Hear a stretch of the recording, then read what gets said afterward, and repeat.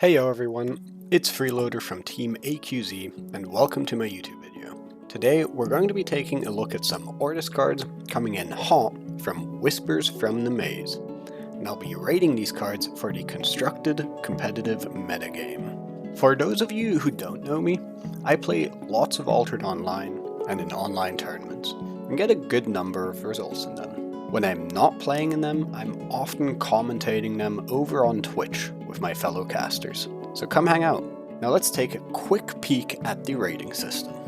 1-star cards are cards I don't really expect to see any play at all. 2-star cards might see fringe play, but are also going to be on the weaker side of things. 3-star cards I expect to be solid cards, but nothing too special. 4-star cards are cards that are going to be the driving force behind decks.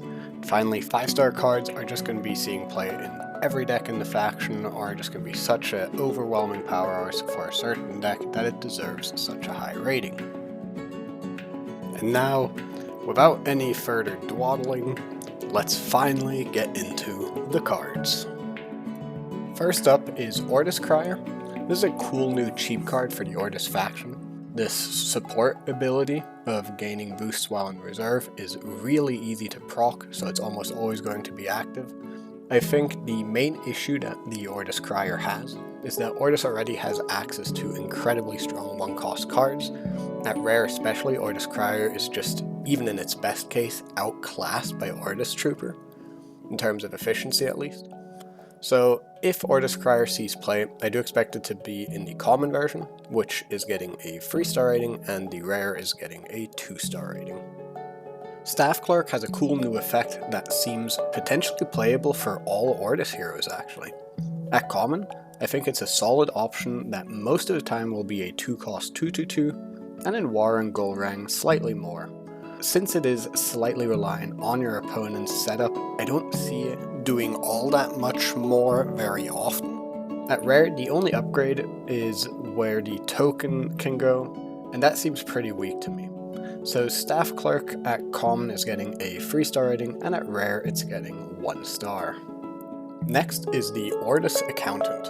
As far as I'm concerned, this is specifically not a Warrior card, as without a static ability, the Bureaucrat tag is a downside for that hero. But I do still think that Ordis Accountant is a very strong card for Yzmir, as it is very comparable as a sort of inverse Sandman at common. And yes, while it is nice to have a sleep effect as a surprise from hand, freeing up a rare slot for the card that has seen a lot of play in Yzmir so far seems really powerful. The rare upgrade is far too marginal in my opinion, and worse than the Sandman, so at common, Ordis Accountant is getting a 4-star rating, and at rare, it's getting a 2-star rating. Leo Relic Warden joins the ranks of the After Rest Sabotage cards. Notably, the night phase happens before characters leave the expedition zone, so in Warrior you will get 2 uses of this ability before it leaves play. Both the common and rare look pretty reasonable for me, especially in Warrior. I highly doubt we'll see these cards played outside of Warrior. The common has the boost removing stipulation, but I actually think there are decent options to pair with this, and it should be quite doable.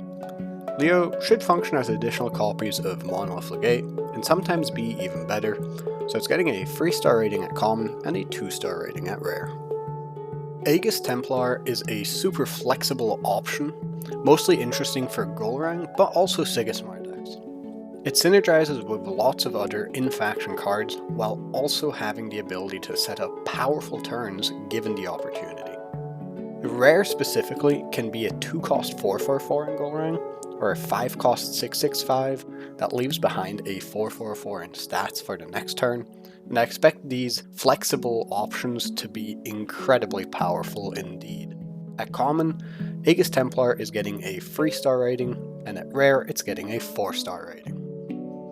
Next up is Ordis Dispatcher. While its stats are on par, this card does not have much of an effect beyond that, and also the fact that it's a free cost makes it particularly susceptible to removal cards. The rare upgrade is quite underwhelming as well in my opinion, and I do not have a ton of hope for this card. At common, it's getting a 2-star rating, and at rare, it's getting a 1-star rating. Fiore de Liberi is a super cool card to think about how to make it work. This eternal keyword is just begging to be built around. The biggest weakness of Fiore de Liberi is the fact that the turn you play it is mostly going to be a 4-cost 1/1/1, as the easiest things to get rid of will almost always be these Ordis recruit tokens. This means the turn you play Fiore, the arrow ability is usually getting rid of as many stats from your board as it is adding to it. Its additional weakness to removal makes me doubt this card, as both the weaknesses are usually strengths of the Ordis faction, and hence Fiore is getting a 1-star rating both at common and rare. Health Inspector is another bureaucrat, but is quite understated for its cost. At common, I think its effect is far too narrow to be worth thinking about. However, the rare interacts positively with a significant portion of the metagame, such as a Thanos hero ability or Muna boosting strategies. However, since it does not prevent statuses such as anchoring and is ineffective into many boosting cards, still allowing the first boost to happen, the low stats on this card really hurt it. Health Inspector is getting a 1-star at common and a really copious 3 stars at rare. Ariadne is incredibly understated. I think if even both the common or rare version were given a full +2/+2/+2 in their stat lines, I still think this card would see little to no play. Unless there's some kind of really weird wonky combo that I'm not seeing, this is a 0-star card both at common and rare. Simurgh is a cool new gigantic card. It is quite pricey for its stat line, and I also don't quite see what Ordis hero is interested in playing a card like this, so the main competitive interest of this card likely ends up being its rare static support ability. Even here, I struggle to see how any of the heroes is going to make good use of this effect, and how it can efficiently be put in reserve to get it active. All in all, Simurgh is a mediocre, albeit cool card that from my perspective has no home in the Ordis faction and is hence a 1-star at common and rare alike. Moving on to Conscription. In Ordis, this card is mostly going to be an answer to a metagame, outside of maybe a couple of unique synergies it might have, as Ordis tends to struggle to build up huge reserves. Notably, it does not take a lot for Conscriptions to become a very efficient card, especially given all the available synergies in the Ordis faction. I'm sure we will see this card played for lots of new Golrang lists, for example, but I'm also sure we'll see some play in Sigismar here and there. Seeing as there is a very fair upgrade to the common, they are both going to be getting a 3-star rating from me. License Withdrawal seems like a great new addition for every Ordis deck, as they have been struggling a little with having emergency landmark removal. There are also tons of boosted characters going around, and Altered, this card doesn't say send to reserve, it says discard. I expect License Withdrawal to quickly become the go-to removal card next to Teamwork Training in the Ordis faction. At rare, all the extra restrictions on this card make this far less versatile than it is at common, hence the common is getting a 4-star rating, while the rare is only getting a 2-star rating. Rune's Testament, aptly named after the #1 hostage player, is a very interesting card. While spending 2 mana to draw 2 cards is very strong, giving up an advancement is quite a steep cost, and will likely as a result only see play in decks that have a late game hard lock strategy, such as hostage decks. While the card has a place in these decks, I don't think it is quite powerful enough to be a standout effect even there. At rare, this card is getting weaker to the point that even if the rarities were reversed, you would likely still try to run the common effect. So the common is getting 2 stars and the rare is getting 1 star. The Town Square is an extraordinarily cheap card for its effect, and its potential value is very comparable to the Ordis Bastion. The trade-off between the common and rare are quite interesting, but since I expect a good amount of landmark removal to be floating around, the cheaper common version is actually what I expect will find more success.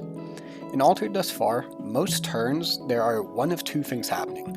Either both players handshake a trade of expeditions, or either player goes for a double advance on a certain day. The common will already be plenty for these situations, and theoretically you will only lose out on turns where both players want to contest both sides of the board. Hence, the Town Square common is getting a 4-star rating, while the rare is only getting 3.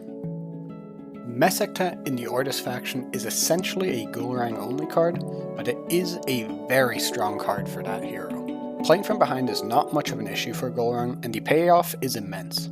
If there is a rise in competitive Gulrang gameplay, then I am almost sure Mesektet will be a part of it. Between the common and the rare, I personally think the common will do slightly better, as you often give up a double advance the turn you play this anyway.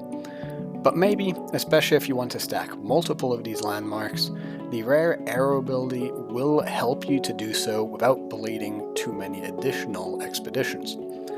The common is getting a 4-star rating, while the rare is getting 3. Those were all the in-faction cards, so we start out the out-of-faction cards with Designer Drone. This card is a pretty decent rate, and there are some strong new landmarks in Ordis to combine with its effect as well. Taking up a rare slot is quite pricey in deck building, especially for a Gulrang list that would probably be most interested in landmark cost reduction effects, but I still think the Designer Drone might end up being surprisingly strong, and it's getting a 3-star rating. Drillmole is cool in theory, but in practice their best case is being a 2-cost 2/2/1 from hand, and a 3-cost 3/3/2 Sabotage from reserve, which is just not worth a rare slot in the Ordis faction, so Drillmole is getting a 1-star rating. Sap Courier has mildly subpar stats, and honestly, the fact that it's a rare slot really hurts it. The character most interested in this is probably Gulrang, as it is getting boosts on its tokens. Even there, it's just going to be really hard to fit this into a competitive list. And so, Sap Courier is only getting 2 stars from me. Bugfix is a neat little spell. While it is pretty cool, I think it's just a bit too hard to get a good amount of value for it, given how much effort you need to put into it being a good play. Because of that, I just don't think this has space as rare, and is going to get a 1-star rating. Sap Overflow is a worse removal option than tons of removal options Ordis has at common already, so it's just a 1-star rating. Bug Out Bag is a super efficient card. 2-cost 2/2/2 is not terrible in this game, and a resupply from reserve is quite a big deal. So I expect Bug Out Bag will see a good bit of play, both in Sigismar and Gulrang, where this is a 3/3/3 for 2. So yeah, Bug Out Bag, it's a 4-star card. The Wayfarer is a fun landmark that realistically only makes sense for War in its out-of-faction version. If you play it, you would probably start being happy with it once it's drawn you 3 or more cards. Since you have no die rolling manipulation, this would be a hit on average around 18 bureaucrats played. So yeah, Wayfarer is a 1-star card. Bumblebeet is a neat card. It's going to be pretty easy to get those boosts on it while it is in reserve. But the real question here, is a 3-cost 3/3/3 anchored from reserve worth it for a rare slot in the Ordis faction? And honestly, I don't actually think it quite is. I do think it's an alright card, but I just think there's better options out there. So Bumblebeet is getting a 2-star rating. Luminous Swarm is a bit of a clunky card. It has pretty bad stats for its cost, so when you play this you'll be getting double advanced a large majority of the time, and it's just a bit too awkward I think to make work. It's getting a 1-star rating from me. Gran Bwa is also another kind of awkward play at 4 cost, quite chunky. The upside of this card I just don't think is quite there. Giving your opponent an extra card is a hefty cost, so I think Ordis has better options, and Gran Bwa is going to be getting a 1-star rating from me. The farm is a bit of an interesting landmark in Ordis, because while Ordis has a lot of characters at dusk, at noon is a bit of a different story. I think this mostly ends up being a Waru card, as at some point in the game you can consistently get 2 bureaucrats into your next turn. I still don't think this will be worth it in general, just because it does certainly have potential to get an additional resupply every turn. I'll be giving the farm a 2-star rating. Qorgan Informant is a pretty cool card to counter certain metagames. I think in Ordis this is actually something you can afford to do with your rare slots as well. And while it is pretty flexible, unfortunately I think its just value is not quite good enough to justify running it as a rare slot, so I'm going to give it a 2-star rating. Yzmir Mothbreeder, very flavorful card, but also far too fair to be using a rare slot on it, so it's just getting a 1-star rating. Sylas Cryptic Warlock is a really cool card, really gets those juices flowing on how you can draw as many cards as you can, and I do think there are strategies for this, but I do think they will be a bit fringe and honestly might not even be running Sylas, so that makes it a pretty clear 2-star card for me. The final card we're taking a look at for the Ordis set review is Feast of Thoughts.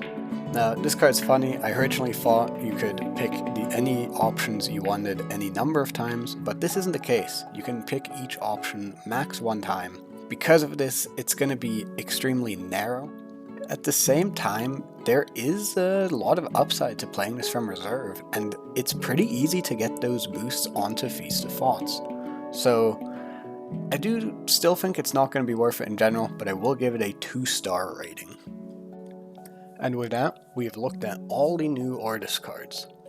I do hope that with Whispers from the Maze, Goran can finally enter the competitive metagame of Altered in full force, and maybe Warlock can have a bit of a comeback as well. Only time will tell. Thanks everyone for watching, and I hope to see you around in future videos.